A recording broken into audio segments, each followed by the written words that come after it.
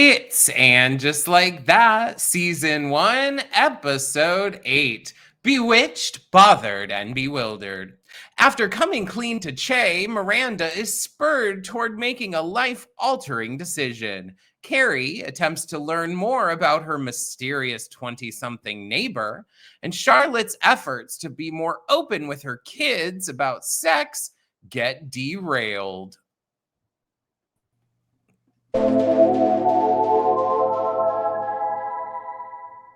What the? Where am I? What have you done? Joan, this is episode 7. It's episode 8. Oh, Joan. Last week was episode 7. Last week was episode 7. Yeah. This is 8. What? This is 8, babes. Oh, really? Okay, well, on the Writers' Room podcast, it says that it's episode 7. They can't fucking get any. The Writers' Room podcast should cancel itself. Go back in time and cancel itself. It's trash, you guys. Hi, it's Pod in the City. This is John and Amanda. We're here every week recapping episodes of Sex in the City or the travesty that is And Just Like That. We're currently doing a hate rewatch of season 1. And we also, though, have a Patreon.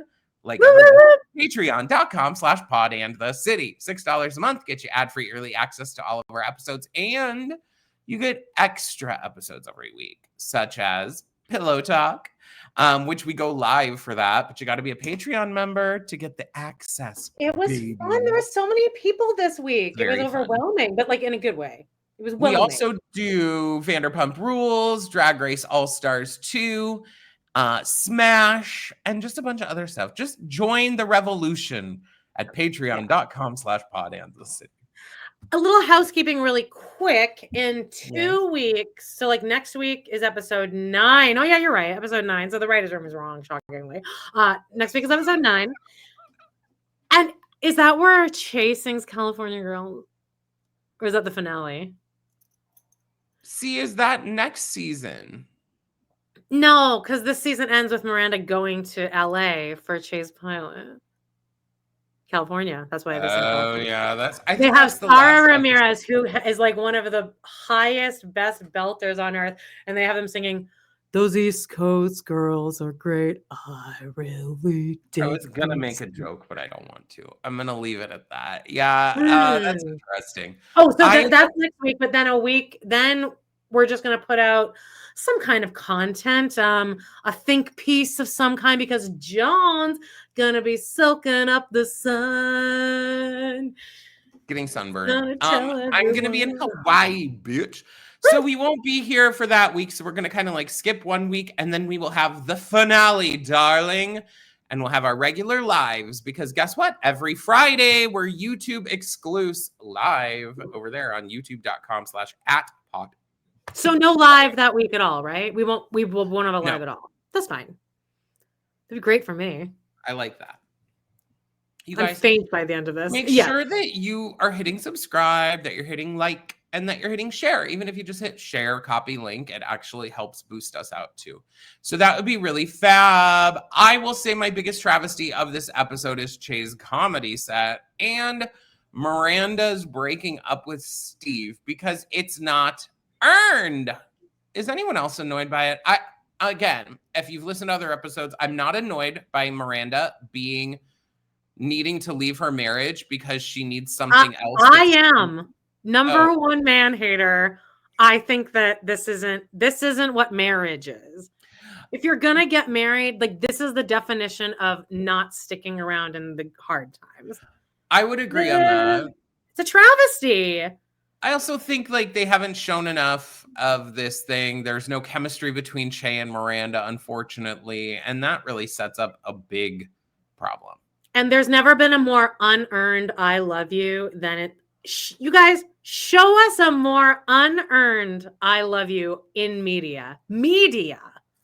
Well, it actually doesn't seem. It seems fake almost. Yeah, we both agree. I thought that Che, because Miranda goes, "I love you. Am I crazy? Do you love me?" And then Che goes, "You're not crazy. I love you. And I thought they were going to go, kidding. Are you fucking nuts? We've only been fucking for 3 weeks. You love me now? That's what I thought the next follow-up was. But that was it. That's the I love you from Che. Again, too. Che has been with a million people and they've landed on Miranda. That's the other thing is like you wouldn't be with Miranda. Miranda's like a fucking cuck. No way. Not at all. Miranda is annoying and awful in this. When Che's like, I love you, Miranda's reaction is so gross that I hate it. Do you want to just get into like the episode then? Is there any news and gossip that you can think of over the week? They are still holding tight to this idea that, you know, it wasn't canceled. I think Who is? What's her butt? SJP. Did she do another interview? No, but on the 2nd of October, remember, it was that she, which is only a week ago, is that you know, they chose to leave at this beautiful moment still, and that it might just be a hiatus.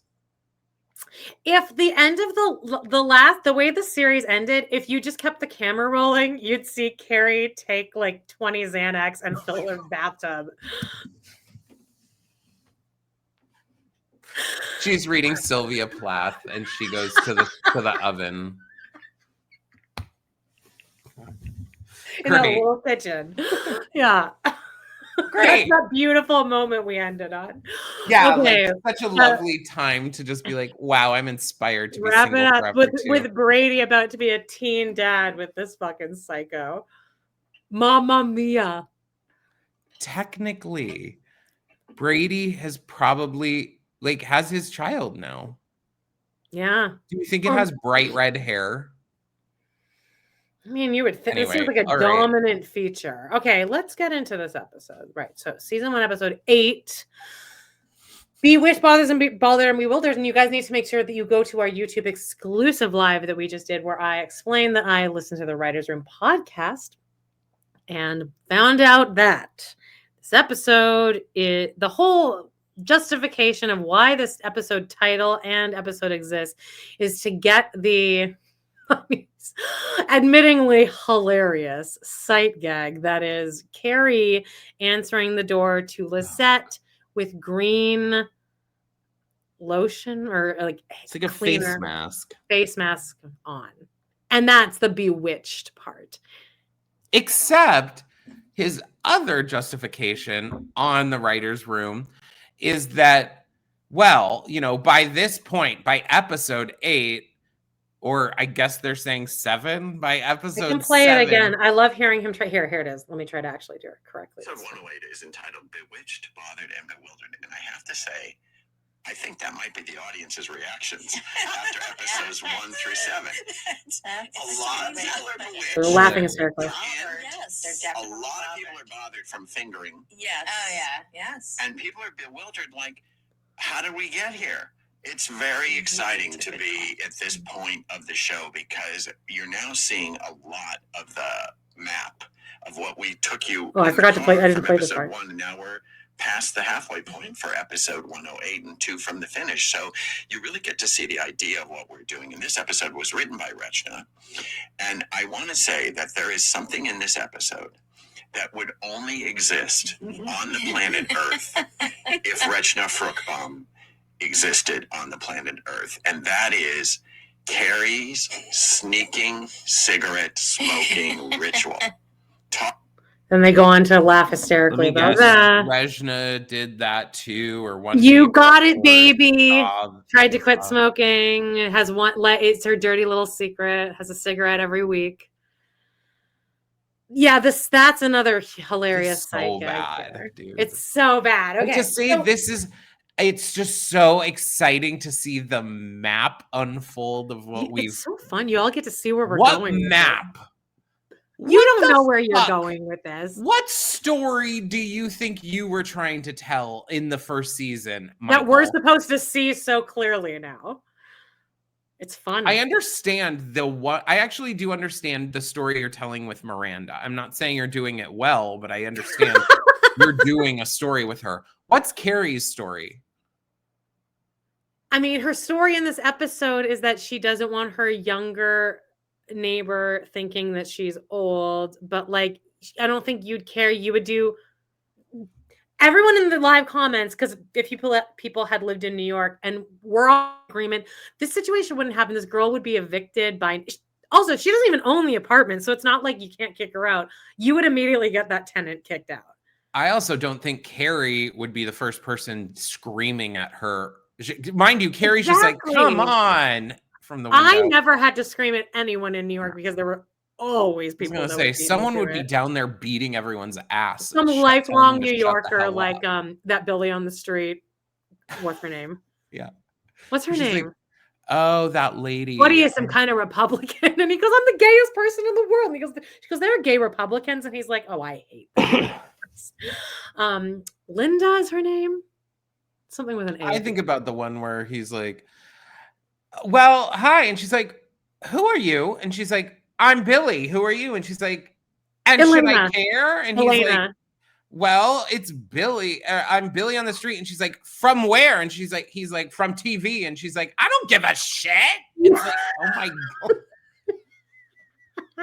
I love it. That's like another guaranteed, like, if you're in a bad mood, just watch like some like best of reels of Billy on Difficult the street. People. I just rewatched that whole thing. So good. Scola.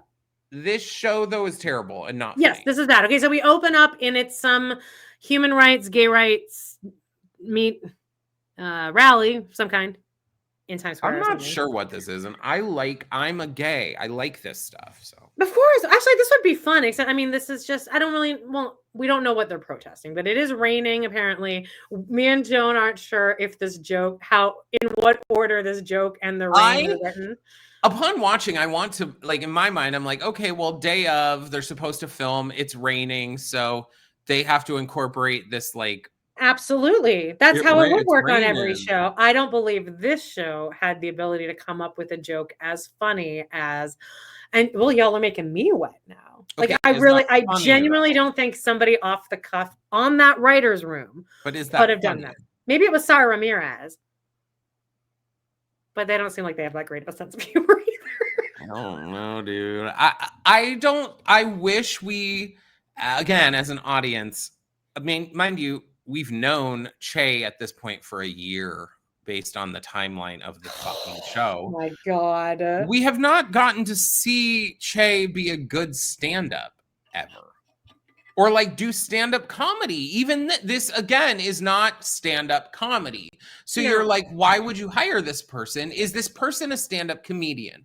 Because Michael Patrick King is so obsessed with the idea that we don't like them because they're a stand-up comedian, but they aren't really a stand-up comedian. They're like a political activist. Be more likable if you just, they can still have the podcast, but if you made them like a political person, somebody who like works for the Trevor Project. If they were not a stand-up comedian, and I don't dislike them because they're a stand-up comedian. Like Michael Patrick. If you weren't trying to tell me this person was a stand-up comedian, my expectations would not be like, well, if they're a very successful stand-up comedian, they should be telling funny jokes. Agreed. It's like watching Save the Last Dance and then knowing that Julia Stiles is like the worst dancer on earth. It's like that. It's like, you don't try to tell me, don't piss on my leg and tell me it's raining. Rain. I would agree on that though. Completely. But we've discussed that before, that maybe one of the things that makes Che so unlikable is that they're not funny and they're an unfunny comedian. If this was their job and they were like in charge of some kind of organization, I think they'd be much more likable because you'd be like, oh, this is why you're kind of humorless and like focused on other things. I actually think the number one reason Che is not likable is because the show keeps telling us that Che is likable and that everyone likes Che and thinks Che is hilarious. Every woman who watches Che instantly is horny. Charlotte was horny. The PTA ladies were horny. Miranda obviously was horny. You got Gen Z listening to this podcast about... Everyone in the room wants to fuck Che. Show, don't tell. How about that? You know, that's a thing in whatever, in theater. Right, and writing. You don't... you don't need to tell the people. Let us learn those things. No. Show us them being hilarious. Show us. I think they are. The Do writers think they are. Show us them like being flirtatious with people and charming with people, etc. They are off-putting, and not because of who they are at all, but because their first initial comedy set is, you can go suck my dick. Is that not off-putting? Like, whatever. Okay, well, anyway, they're talking Whatever. about I won't go through this whole thing again. If you want to hear the whole thing, you can go watch the live. But the opening line is, and now remember, while they're saying this, the audience is going through it with emotion. They're living, dying. If you're living your truth and you're part of the revolution, then you're part of the evolution. It's like Levi Bohem and Rent. I know that Michael. It's just a line from Rent. I guess Michael Patrick King didn't write it, but whoever the writer is, I know they just like were sleeping one night and they're like, the revolution and evolution, revolution, evolution. Like, this has got to be a line in like I'm Hair or exhausted something. by this. Okay, If well, I anyway, were at this rally, I'd be like, nothing in this is something haven't heard. You know, it's just so regurgitated slop. Yeah, because they think we're stupid. They think the audience is stupid. So it's during all of this speech, Miranda's in the audience, creaming everywhere. Chicks will cream for Grease Lightning. Miranda's standing there and hearts in her eyes, and she looks over and she sees Brady with his they're on a break from their fuck fest, from their afternoon fuck fest. He pulled out of Louisa Came out for some fresh air so they could go to this rally thing. Right. And Miranda, instead of thinking that if Brady sees her, will be like, oh, great, mom, works in the city and happened to be, is also here. Is trying to be a civil rights attorney. Oh my God, John, that's such a good point. Mind you, in season 3, we're led to believe that Miranda doesn't know Wicked. So that was one of the funniest moments on our live is when your whole world was shattered. You're like, never get over it. People exist outside of our theater bubble. Well, I expect that if someone's like, I've been changed for good, that you just would like, I don't, especially after if a person who's wearing a Wicked t-shirt.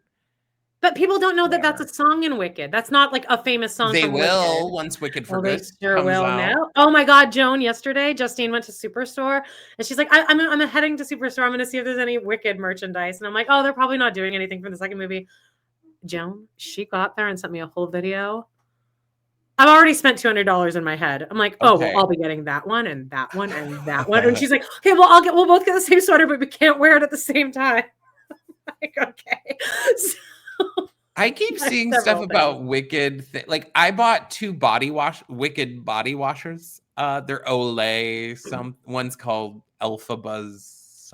I don't know, but I did see that they're like having cleaning products that are like Wicked themed. Sure, I'll take them. Swiffer and cleaning stuff. Products are a write-off for me, Joan. I could write off my Wicked merch. Oh, fuck yeah! You actually could probably technically write off things that you wear on. No, I've already my aunt is my accountant. She says it has to be something that you could never wear outside, like other than for that purpose. So for my Glinda wig that I bought and tiara, I have heard that too because I've thought about like, okay, what could I write off? And if you do write off something, technically it is then property of your business. Yeah. At that point. But our Halloween costumes we can write off. Oh, well, yeah, because I'm not. Are you ready to buy some green? Have you bought your green? I already have been looking. I saw a kid's Elphaba costume, and I was like, okay, is there an adult one here? I couldn't find an adult one, but if I just find the adult Elphaba costume, it's perfect. It has the dress that's like the yeah, you go full out too. But I did buy a Glinda wig and tiara. That's easier. Glinda's like if I were you, I'd buy the adult Glinda costume and just wear that. No, I'm just probably gonna wear like a pink. My mom's on the hunt. Okay, my mom goes garage sailing. She goes to thrift stores every day. So she's on the hunt. Remember, you do need blue, and you need those ruffly things here. We'll see. I have a whole wig. Okay, it's like a beautiful wig. Anyway, join us on Halloween will be Halloween live, Jones. baby. I We'll be also in want to know, leave in the comments, do you say Halloween or Halloween? Halloween. Because it's, I Speaking think, of the Halloween. Bewitched, Bothered, and Bewildered. Remember how this wasn't a Halloween episode? I thought it just, was. I It was just forgot. for the face thing. Um, Okay, so Chase sees Miranda hiding from Brady. We're back on track. Well, Chase, just so happens to be like, don't hide who you are. And Miranda's like, hiding. Did you find Chase's character to be a little more likable here, though? I felt like they were a little toned down on the I thought it aggression. was more likable until they tried to act as though it was just assumed that Crazy. Miranda's in an open marriage because, so many people are just in open marriages now. Yeah, and I get that like the younger generation, Gen Z, is a lot more fluid with being okay with gay, straight, and then poly, all that stuff. But like again, Che Diaz isn't Gen Z. Che Diaz is Gen X. So like a Gen X person wouldn't assume that someone else in their age group is just poly. That's not like a thing. I also, at least from my experience, open relationships, unfortunately, are very much like a gay man thing. Yeah. Maybe I'm missing something, but I'm not hearing about a lot of straight couples in I open don't think it would work for relationships. straight couples. I just don't think that dynamic would work. I think that it would work if you were a throuple, but not like I think it works if you're swingers. I think that's actually probably very healthy. But even then, are you really in an open relationship? Because swinging is like you usually do that Together, yeah. kind of. And Yeah, I mean, I don't know. I couldn't do it. It just makes no sense because Che's like, I'm not a homewrecker. I figured you were just in an open relationship. I don't have sex with married people. Well, you didn't. I don't remember you asking before you like cocked up your finger. No lube. You didn't know any of that when you kissed them in the club. You met Miranda through her son, who you gave her minor son, who you gave weed to. It's a fucking stupid concept here. It's really. I wrote, this is the way to get the audience on Che's side because that's what Michael Patrick King said. This is our chance to be like, okay. By saying they're not going to be a home, by them retconning the affair and being like, no, I'm not, I can't fuck with this, Miranda. So, and then the line is, you get out of my bed and go home to your husband. That's an open marriage. This doesn't make sense either because again, so we're supposed to believe that Che is like a very, monogamous finger banger across the country? I don't understand. So like Che has sex with people all over the place, everywhere. But they're all in open marriages. But then they're also like very like, I don't do that. They have a high moral compass. Strong. I would expect this character to be like, I don't give a shit about your husband. Yeah, your fucking pussy tastes great. Who gives a shit? Like, you know what I mean? Something like that. Well, do something real on this show. I mean, I know the show's now canceled, but no, do something real. It was not canceled, Joan. It was a perfect place to end this journey. Okay. So fuck that shade and shine. Okay, so great. That Che's done until Miranda figures out her life. Now that the damage is done, I'm out.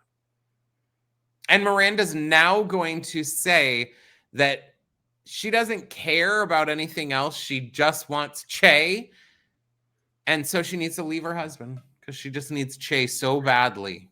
The way you're sitting, you look like you're like a mime or like if you had like a scarf around your neck, you'd be like a theater teacher. I really feel like you're like artsy fartsy right now. I think you should have a beret on. Actually, you would look really cute if you just had like your one of your hats on, one of your cabbie hats. Yeah. I do wish I had a beret. Okay.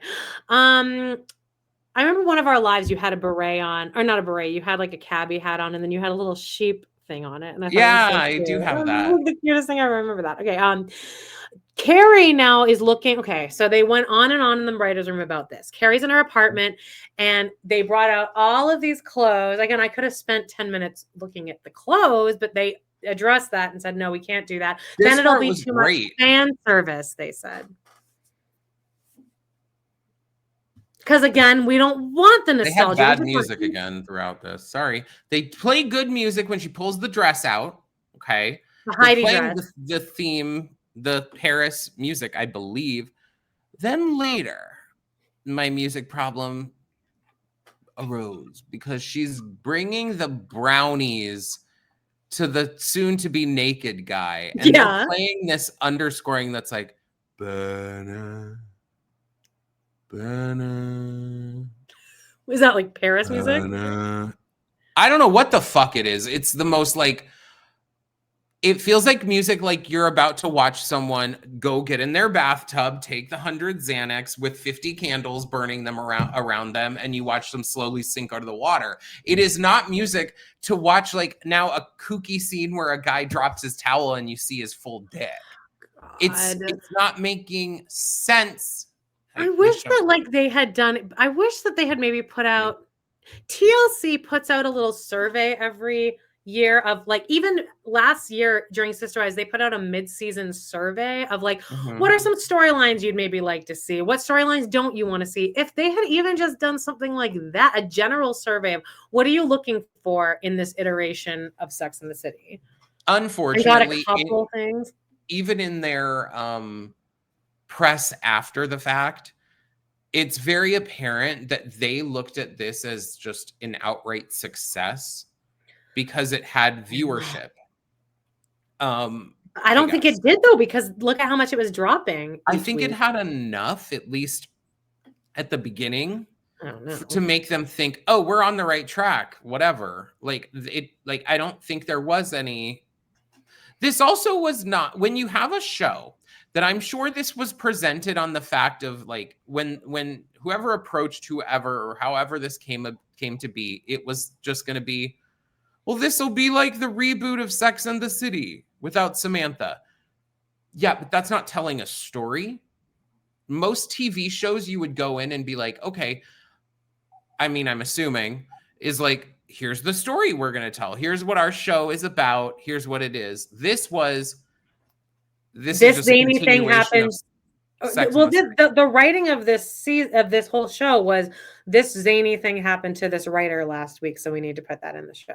That's what the whole writing process. That's a terrible way to write your show, unless you have maybe an underscoring of like, we know what.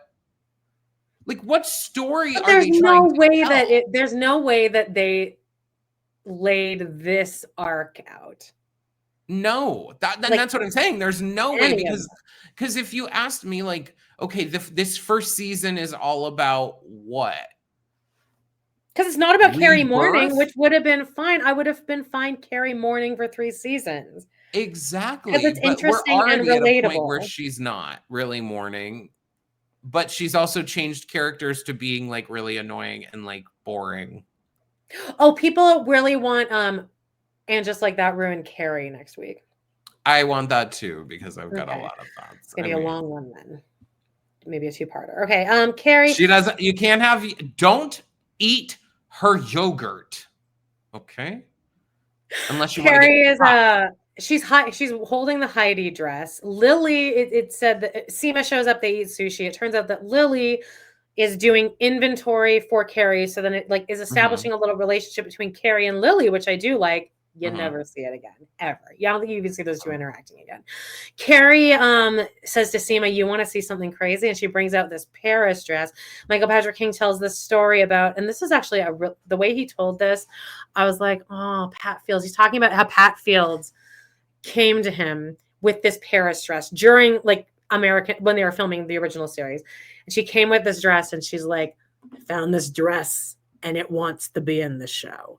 And Michael Patrick King fought against her about this dress like forever and was like, he goes, it doesn't make sense. There's no way Carrie would take that to Paris. How is she getting it to Paris? I'm like, now you care about those little details? Who gives a shit? Yeah, who gives a shit? And then Pat goes, well, I don't care. I don't care how she gets it there. It's a fabulous dress and it wants to be in the show. So then they did put it in and guess what? She was right, Michael Patrick King. How crazy that the woman was right, that you trusted her. I think that Michael Patrick King was using this series to be like, all these women thought that they knew better than me, but I know better than them. So I don't actually. Well, Carrie also it turns out that Carrie's been secretly smoking. And so they like light up in the apartment. Because and mind you guys, Seema is surrounded by close to probably $2 million worth of clothing. I mean, conservatively. Do you mind if I smoke in here? There are 50 racks of packed to the gills with outfits. Of vintage clothes, like of like these outfits probably cost branded. $10 million. That, I mean, like, let's be real. And Seema's like pulls out a pack of cigarettes and is like, and Carrie's like, oh, you can't smoke in here. And Seema's like, after seeing a dress like that, I've gotta light up. And I'm just thinking, you know what's, and then we have to listen to Carrie be like, oh no, I smoked one cigarette in here and it smelled like cigarettes for days. So now what I do is I wear 3 scarves and I wear gloves and I put them on and I walk around the neighborhood because, and it's like, oh my good God, what journey do we have to go on to get it's to overkill. that? And it's like Carrie gets embarrassed later when Lisette sees that's the only gag here. They is that she really continues to like seem witchy to Lisette. They also recycled the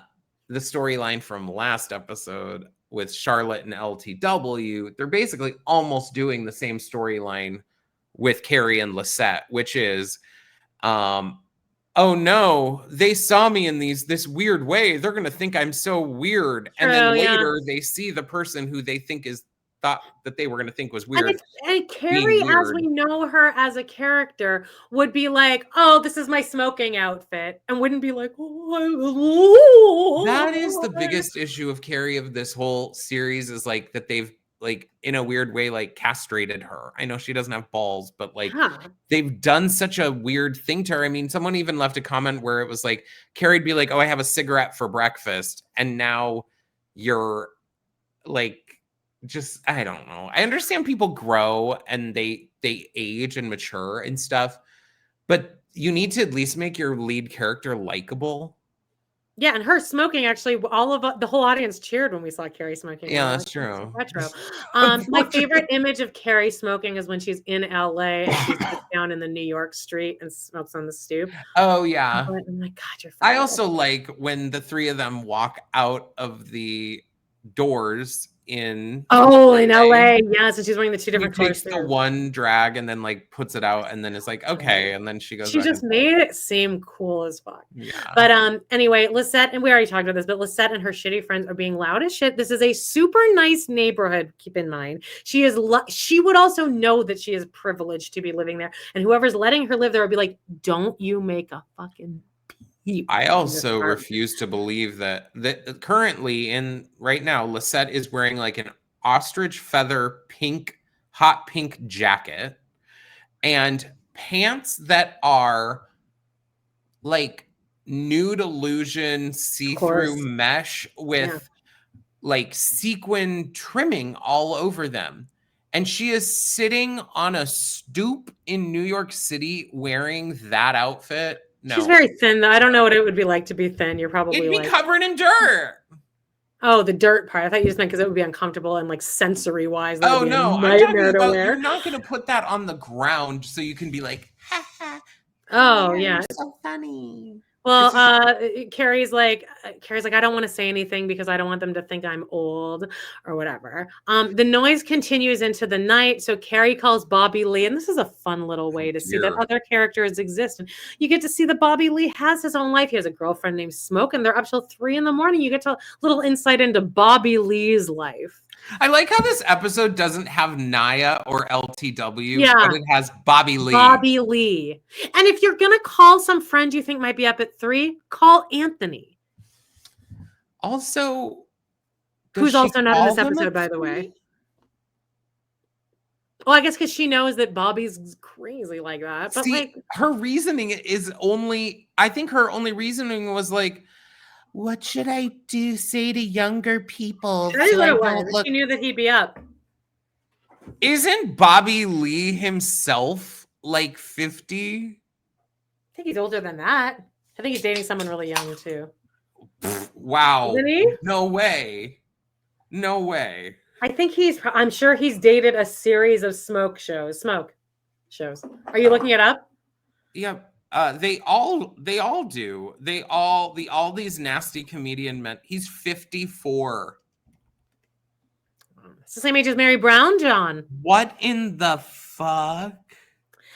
I've said this before, but no matter how many times I click not interested on Bobby Lee content on my algorithm, he still always pops up, him and his stupid. Okay, there is like a top thing on Reddit. He was with some woman named Kalila or something. Okay. And it says Kalila is a toxic lying manipulator who gaslighted and controlled Bobby their entire relationship. I don't know about that. I'm going to take a wild guess and say Bobby Lee is not innocent.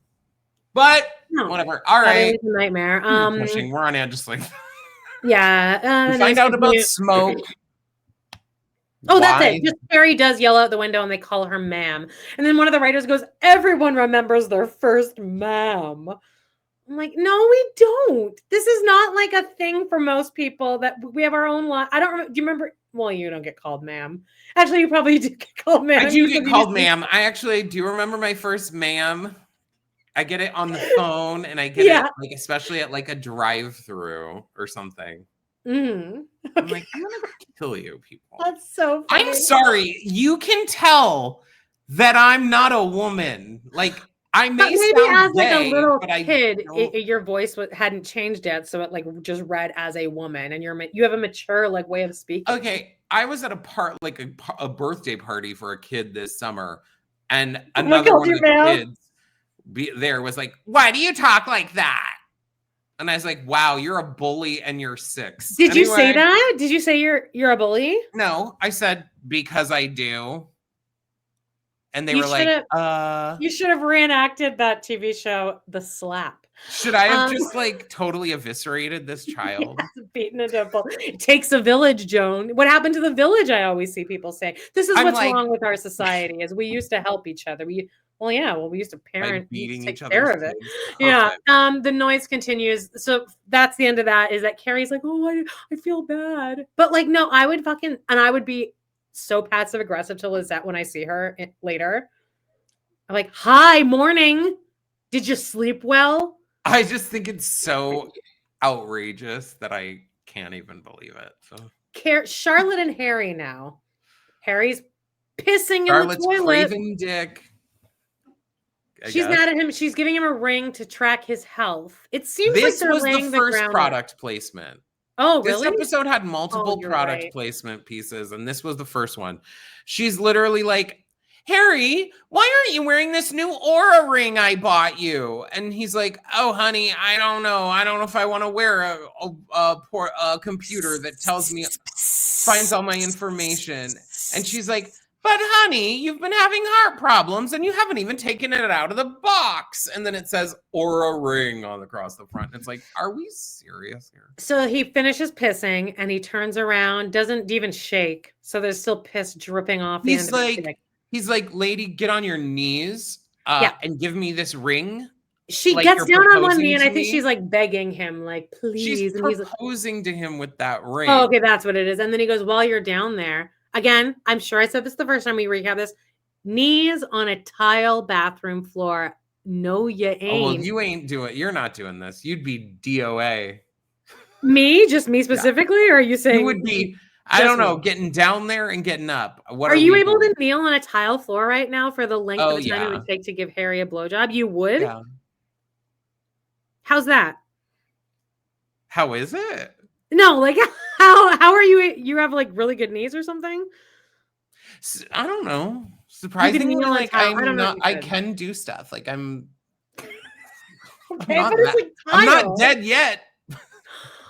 Not dead yet either, but I got 4 to 3-year-old knees. I completely agree. Why is a 60-year-old woman getting on her knees? And the more egregious part is when Harry's like, while you're down there, her reaction is, oh, Harry, are you sure the kids won't see? And then Harry's like, don't worry about it, whatever. And then she instantly is like, okay, and starts opening his pants. 20 seconds ago, there was piss coming out of his dick, and now it's in my mouth. The fake dick they used, I think it was too big for No, what they Michael were Patrick showing. King talked about that for a while, that they figured that because in the series, you see, Charlotte says it's the best sex of her life. So we always assume Harry had a big dick. And they're like, yeah, it's really big. And the Michael Patrick kind of gets shitty with the women. And he's like, well, maybe Evan Handler has an even bigger one. Maybe he does. Maybe he has a bigger one. I'm like, okay, weird thing to get Well, upset and about. maybe he does, but He does. like for your show, your sight gag is not that like the man has a big old dick. This sight It's gag that- I don't mind because it's at least played comedically, because Lily's about to come into the bathroom. Agreed. Charlotte slams the door, hits her, and like, oh, whoops, there's a big dick. Agreed. The other dick is But on it does cause Lily to have a very weird reaction upon getting hit by the door, and she's like, "Mommy, you hit me with I'm the not done, door." baby. Yeah, we didn't And it's- need this though. This didn't need to be part of the my child is growing up too fast story. We didn't need Also, this. then this leads Charlotte down the path that like I have to discuss with Lily that me and her daddy still have sex, right? Yeah. Well, that's the end of that for now. Lisette now goes to see Carrie, and this is where we get the reason for the season. The witch in Bewitched. The Carrie green has on a face. green face mask, which also isn't reading very funny. It's not reading thick very enough. no, it's not thick enough at all. Like make it neon. We'll get It it. needed to be an opaque situation. Like it needed to be not an actual face mask. It needed to be like green face paint. Yeah, like in come a on. shape. So Carrie, so Lizette's like, sorry about last night. Carrie's like, oh no, it's okay. Oh, I'm so embarrassed. Also, Lisette would be like with all these beauty products nowadays, Lisette would not look at Carrie wearing a face mask and go, ooh, what an old woman. She'd be like, oh, fabulous. What face mask is that?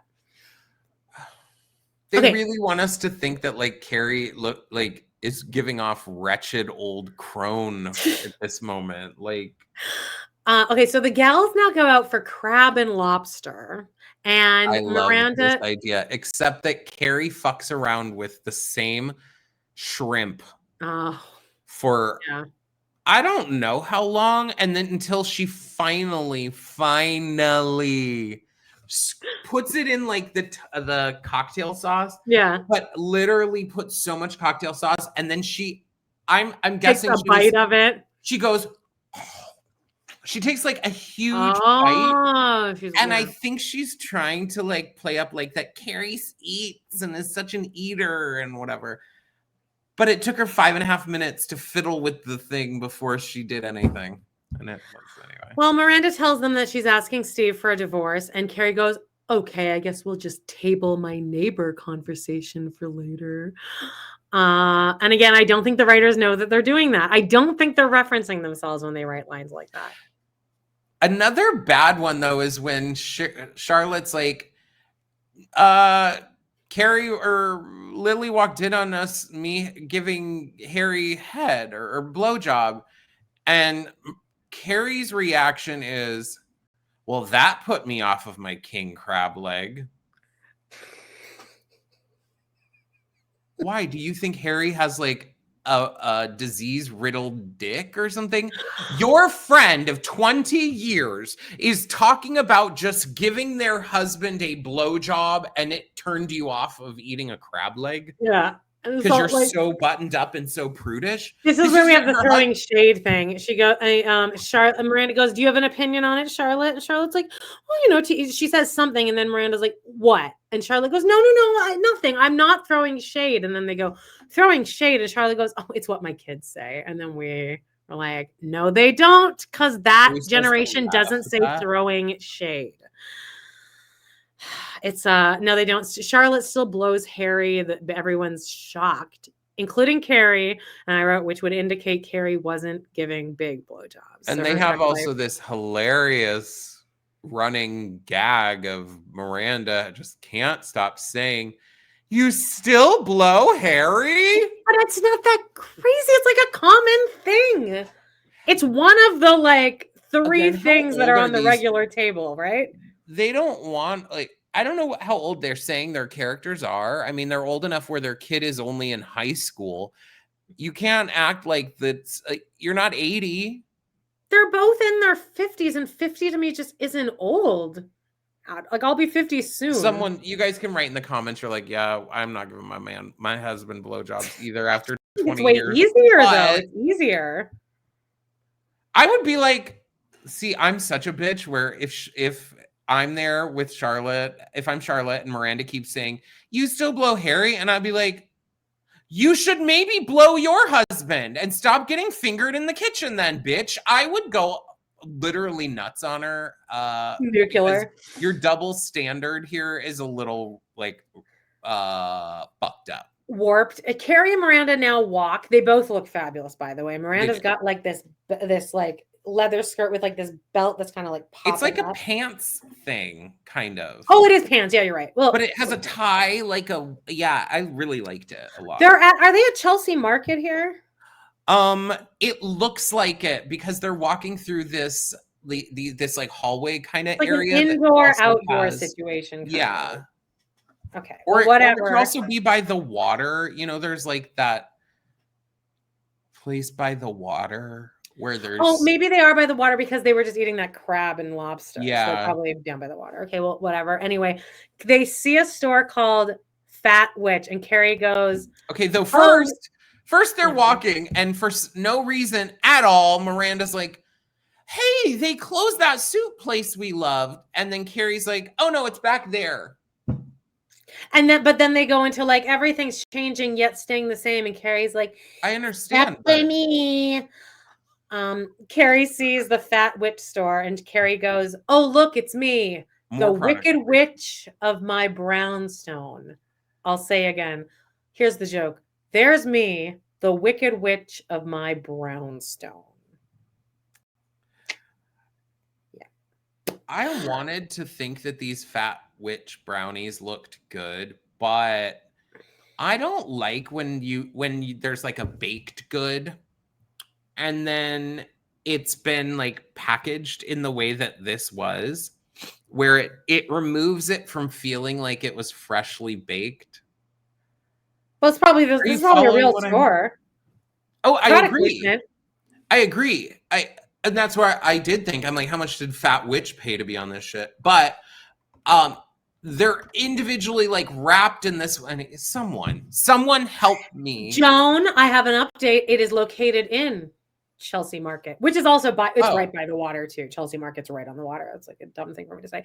Brownies available, gift tins, view goodies. Do you want to see how much one of these are? How much do you think the box thing? I mean, she ended up giving them a box of blondies that was like maybe 6-inch square box.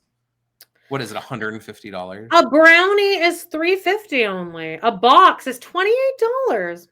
Oh, not bad. That's a great. God, brand. Miranda was acting like Carrie's like, hey, why don't you buy one of these for your dessert night tonight? Because it's going to be an extra. And there's 9 in there. And Miranda's like, how much is it? Okay, so it's $28. And there's 9 brownies in there too. So that's what's that now. I might want to order some of these and then feel in connection with Anne just like that. No, you don't. You don't want that, Joan. This looks good though. It looks really cute. Okay, anyway, there's the product placement for that. Carrie asks Miranda, like, what do you want? They're talking about the divorce, and Miranda goes, no, it's Che. I want Che. And again, if Carrie was a good friend, she would be like, that's great, but like Che, I know Che, she's my boss. And that is absolutely the wrong decision to be making. This is not going to work out. This is going your to crash. Your pussy's talking right now. Mm-hmm. I mean, this is. And your hormones, to be fair, you are literally in the menopause age. You're probably super hormonal. What happens in a year when your hormones have kind of calmed back down to a little bit normal, and Che's trying to like finger bang you in public on the Staten Island Ferry? I actually am just like, I just had a feeling wash over me, and it's one of those where it's like, why is this what's being told on our sequel series to Sex and the City? Why? Even previously, and I know these aren't the same, but somewhat similarly, when Samantha is with Maria, Okay. It's a somewhat similar storyline. I'm not, someone in the comments will be like, just because they're non-binary and they're lesbian. No, everyone's so nice in our comments, except the Taylor Swift. We got a Swiftie coming after us. That was so delightful for me. I was like, ooh, our commenters are always actually super nice. I don't think we've ever had anyone like really come after us. Have we? A couple. I think you probably just delete them and I was that I wish.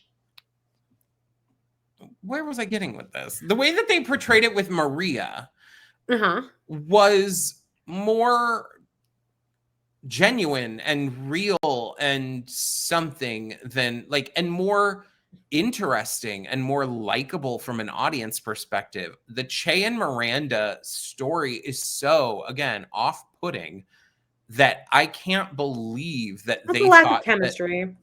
But who wants to watch this? Who wants to watch them? I think it's a fascinating story. It's a fascinating story. Like it is. This is a relatable story to leave your husband in your like midlife. Yeah, that's like super fascinating. To be a lesbian, is a late in life lesbian, is a very relatable story. I guess I understand. I think it's just they've made it really hard. And guys, go watch our Sex and this and just like that Rue and Miranda Hobbs. They've made it really hard to relate to this character that was so relatable to. Yeah, and it's not progressive. And I'm not saying it's not relatable because she's a lesbian now. It's not relatable because of the way that they've made her character, if that makes any sense. No, it makes sense. Yeah, go watch all of our little think piece videos. Yes, please do. We're out every Wednesday. Lily is with Carrie buys blondies for Lisette. Apologize to her for asking her to keep it down at 3 a.m. Is that like what Carrie's about to apologize for her? She had to buy them so that she could give them to the guy so his sheet would fall off. She answers the door and she's like, oh, here's some brownies. And he goes, we don't eat gluten or we don't eat carbs. We don't eat sugar. Another hilarious younger people joke. Then like, what is it? He drops them? It's a weird little back and forth here. He drops them. His towel or his sheet then drops and then his dick is out and he's like, sorry, ma'am. Okay. It seems on purpose. I would be like, I would if I was Carrie, I would at least wonder if he did that on purpose. Like, definitely did not feel. Was he like streaking for me right there? It didn't feel real. Like, no. So Miranda now meets Che coming down from their skyscraper podcast recording session, and they come out and they're like, oh, Miranda, I gotta go. I'm on my way to Cleveland for a big gig, and gotta go finger 50. I have something to say, Che. Am I crazy? Am I making all this up? These giant feelings I have. Like, I feel like you have them too. Am I crazy? And Che goes, no, you're not. She goes, am I cray? And Che goes, no, you're not cray. I'm in love with you. And I just wrote, what? And when you told it earlier, you said that Miranda says I love you to Che, but I did think it was that Che just says I love you. Yeah, I think that is true. Which comes out of even more of a worse. Nowhere. It's like, huh? And then Miranda's like, really? Che's like, yeah, I am, but don't you see, Miranda? I can't possibly do this with you. You need to get your shit figured out with your husband. I'm going to Cleveland. Yeah. Now, Charlotte and Lily are at the plaza, I want to say. Is this the plaza? It seems like they would go to the plaza. Yeah. Okay, it doesn't matter. They're somewhere like having tea. And Lily goes to the bathroom, doesn't take her phone with her. Yeah, right. And Charlotte finds Lily's Finsta account. This is what the writers were saying. Is they keep referring to it as a Finsta. But it's not really a Finsta, is it? It is her account. It's just her mom doesn't know about it. A Finsta is like a troll account, a fake account. Technically, a Finsta would be one that you would use to like cheat, like hook up with people. Oh, so it is me, but I only give it to specific people. Yeah, it's like a Patreon Instagram. In a way, I guess. Okay, but they got it. Members only. It's more like, yeah. Okay. Well, Charlotte's like Lily, and there's pictures of Lily like in sports attire, like posing, but not like sports attire, meaning like football equipment. No, but like a sports bra and like yoga pants. Yeah, like Lululemon. And again, this is concerning for me. This would be the worst part of parenting in today's age. I feel so bad for all of you parents out there. I don't know how you handle it. I would have anxiety all the time. Agreed. Not to make you more anxious. I'm sorry, but like I have to hand it to all of you out there who are managing to navigate this, because this is uncharted territory. I just don't know what I would do. I don't think I would give my kid a phone, but I guess they all have them. But anyway, Charlotte's like, Colin 55 says you're hot, HAWT. Does that mean that Colin was born in 55, or is that his age? And Lily's like, oh, it's not a big deal. So Lily runs away and goes to Carrie. Lily's now wearing Carrie's poncho from that one episode. And Carrie calls Charlotte and is like, Lily's fine. She's here. She's going to spend the night. Where, I'm not sure. And they you had a problem. In the same bed together. Yeah, right. You had a problem with this, yes? Did I? That Carrie was like, it's not that big of a deal. I had a problem because Charlotte's like, do you see? She texts Carrie the photo. She's like, do you see the photo? And Carrie's like, oh, you hung out with me when I was wearing far less than this. And yeah, you were 30 and this is a 15-year-old and it's my daughter. And there was no social media. You weren't posting these as your pictures on social media. There's a huge difference. Yeah. And Lily's 15. Lily's also popping her booty in the picture. She's clearly doing it to be like, look at my hot body. Yeah. So Carrie tells Charlotte she's being crazy, and Lily spends the night. That night, Carrie is now awakened by loud ass music again. And like, she walks into Lisette's apartment. It's pitch black, wine glasses everywhere. The boyfriend isn't even there anymore. No. Lisette is blacked out, and Carrie turns off the stereo and then starts snooping around and figures out that Lisette is, I don't know, the best jewelry designer in Manhattan. Right. Yeah. She sees Lisette's full name, and that's how she finds out, I guess. Oh, yeah. And then she looks her up. But then again, we don't know, because then later Lisette is super broke. Isn't that her story through all of season 3?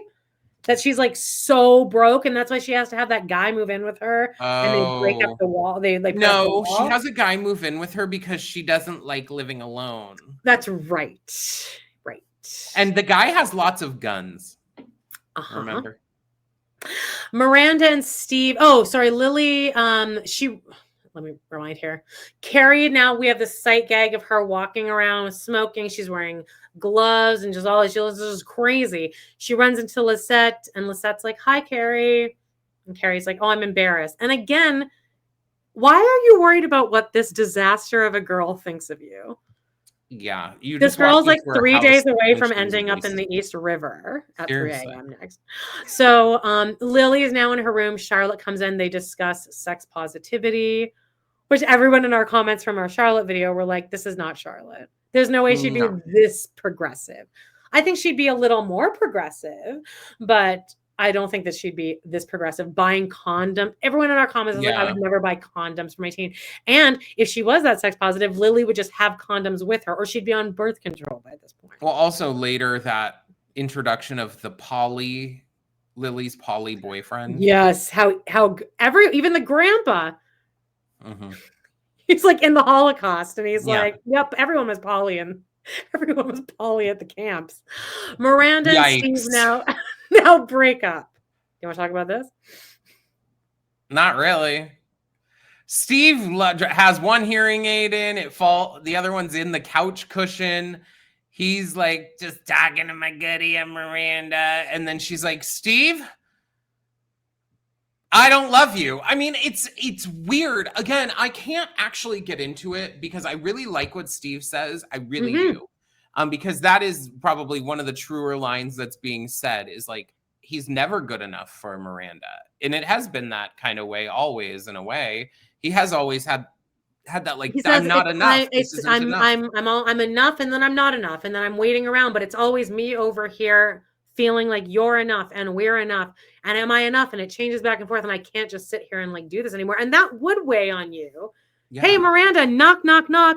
You're putting him through a lot too. He's in an emotional crisis. You've hurt him horribly over the years. And he was ready to just sit here and suck it up. He says, finally we can just relax and just stand still and like watch TV. And she's like, no. And then she does say, I met someone. It's Che Diaz, and I'm leaving you. Smash cut to Miranda from a cab calling Carrie. She's like this whirling dervish now. She's like, Carrie, I told him. He's not even mad. It went perfectly. Oh my God, I feel so great. I'm on my way to Cleveland. I'm in a rom-com. And then and again, I feel like they wanted the audience to be like, you go, Miranda. Right? Yeah, I mean, do they? Because they're not leaning either way. They're not leaning into the crazy more. They should have leaned in more into the crazy and Carrie to react feel like to it. when she says, I'm in a rom-com, Carrie, I feel like the audience's reaction is, ugh. Yeah, oh. Yeah, it's not making visceral. sense. And Carrie and Lisette meet in the hallway at the end here.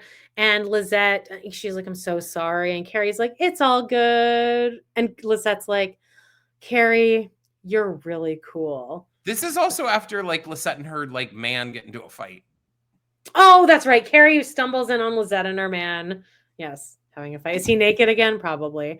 And he's a total asshole. And she's like, yeah, I thought it was working out, but it's not. And Carrie's like, I used to be a mess too. And Lisette says, you're cool.